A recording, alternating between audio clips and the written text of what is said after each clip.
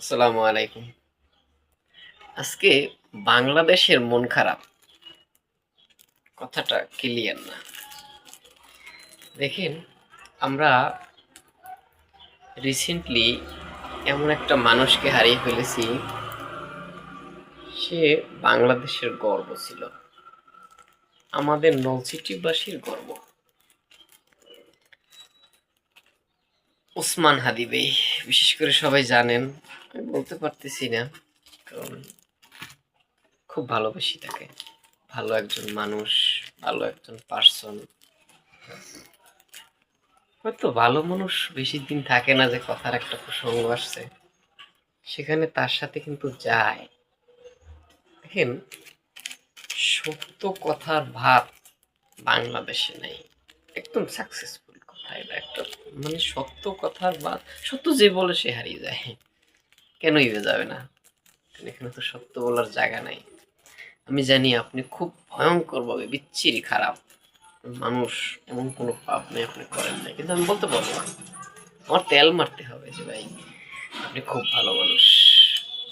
সবার কাছে বলতে হবে যে না, ওই তার কথা কি বলবো আর। কিন্তু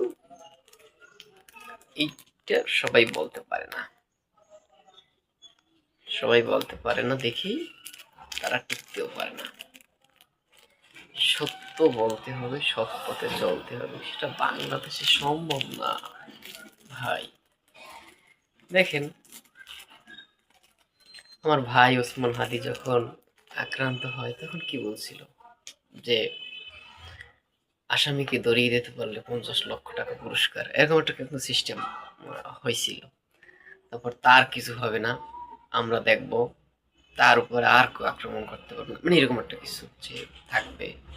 কিন্তু রেজাল্ট কি হলো? ফাইনালি রেজাল্ট, ডিসিশন কি হলো? দেখেন, আমাদের বাংলাদেশের যে এখন আইন সিস্টেম, আমার একটা কথা মনে পড়ে। 3 বন্ধু এক জায়গায় বসা, একজন হইলে যে ধরেন অন্ধ, চোখে দেখে না, আর একজন হইলে পাও নাই, দোনোটা পাও নাই লুলা, আর একজন হলো খয়রাতি।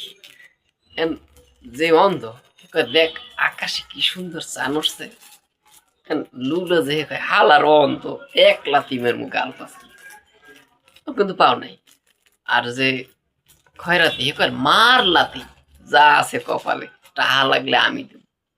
মানে এই একটা সিস্টেম পৌঁছে গেছি। এর ফলাফল কিন্তু ফাইনালি জিরো। হতাশ, হতাশ, জিরো ফাইনালি।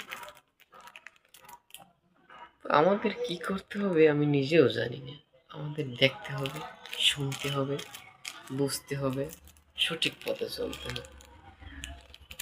আজ এই যে আমরা মানুষগুলো হারিয়ে ফেলতেছি, আবরার ফাহাদ, আবু সাইদ, ওসমান হাদি,